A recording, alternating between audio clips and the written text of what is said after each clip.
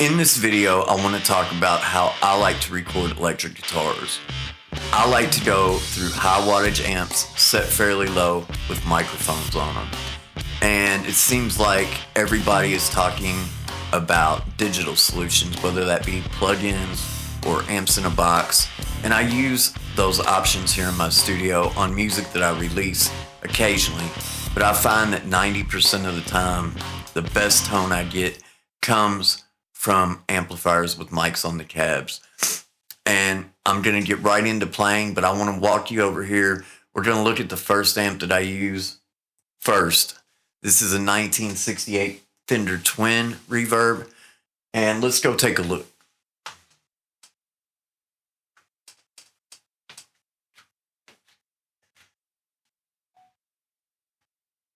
So here's the amp, and this is like a SM57. It's a Shure Unidyne 545. I find that it gives me a little less harshness in the mid-range for this amp. And this amplifier has, you can see it in there, it has a JBL in it on this left-hand side. And I put that Shure 545 right in the middle of that metal dust cap.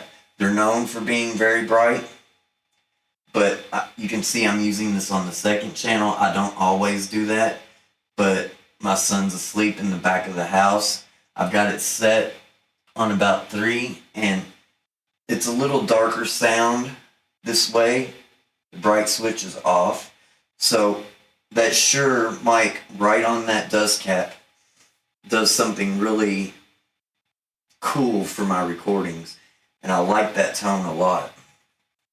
So this sound I'm going to be playing is just the Tim pedal, my Les Paul into the Tim pedal, into the 68 Twin.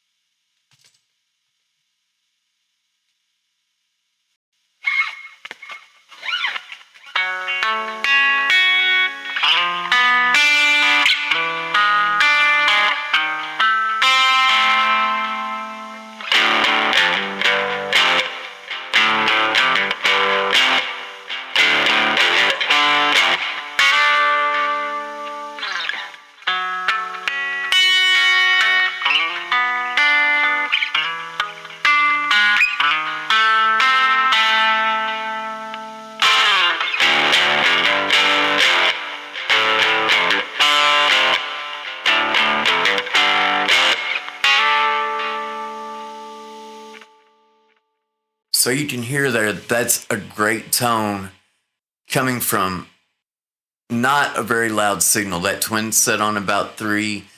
It's still pretty loud, but it's not running you out of the house. And a lot of people think if you're running these high wattage amps, you have to have them cranked. But a lot of times, especially if you're using an overdrive pedal into a clean amp, the best way to do it is on a low volume setting. We're going to look in a minute at Dual Rectifier Tremoverb, set pretty similarly except a very dirty tone. Before we listen to these higher gain tones going through the rectifier, I want to take you through my signal chain going into the computer, because my recordings, I feel like, really took a big leap forward when I did some things to get some coloration on my sound going in. I was using cleaner mic preamps with not as much gain and having a lot of trouble that way. Seemed like I had to do a lot of work in post. You can get there, but it's not as easy, and I don't feel like it's the same as getting a great signal going in. So let's grab the camera and go over here and look in the rack. On top here, I have the Chandler TG2 mic preamps, and these are preamps that are recreations by Chandler of what Abbey Road was using in the late 60s and early 70s. These preamps from the TG console did recordings like Dark Side of the Moon and the Beatles' Abbey Road. Great sounding on guitars. I have the Twin going into that left side and the rectifier going into the right.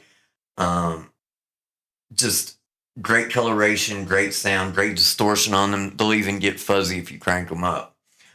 Below that, I have a BAE 1073 MP. Basically, that's a Neve 1272 line amp or a 1073 with no EQ. You're hearing my voice through that mic preamp right now. And they're both going into the Scarlett 18i20. These are the cleaner mic preamps I was telling you I was having a bit of a problem with. A lot of that is because sometimes they don't have enough gain, depending on what you're recording. You need something like Cloud Lifter, which you also see down there, that blue box on the bottom. Cloud Lifter helps, but it's still not giving you that harmonic distortion or that coloration that you would need to get out of a plugin or do like I'm doing here with the outboard preamps. When we come over here to the Tremoverb, I'm miking the speaker the same way, although this is a 12-inch greenback that's mic'd. Center cone, you can see right there. Got the mic a little off to the left maybe, but pretty much center of the cone. We're going to be playing into the orange channel, which the rectifier people will know that's clean or modern or vintage high gain. I usually go for the vintage high gain over the modern. I don't do a lot of chugging or playing like that, but I do some higher gain lead sounds. And then going in, just because there's so much low end on a rectifier, or there can be, just using a Klein clone, the Warm Audio Centavo, to cut some of that low end so it's not so boomy in the recording. So let's listen to what that sounds like.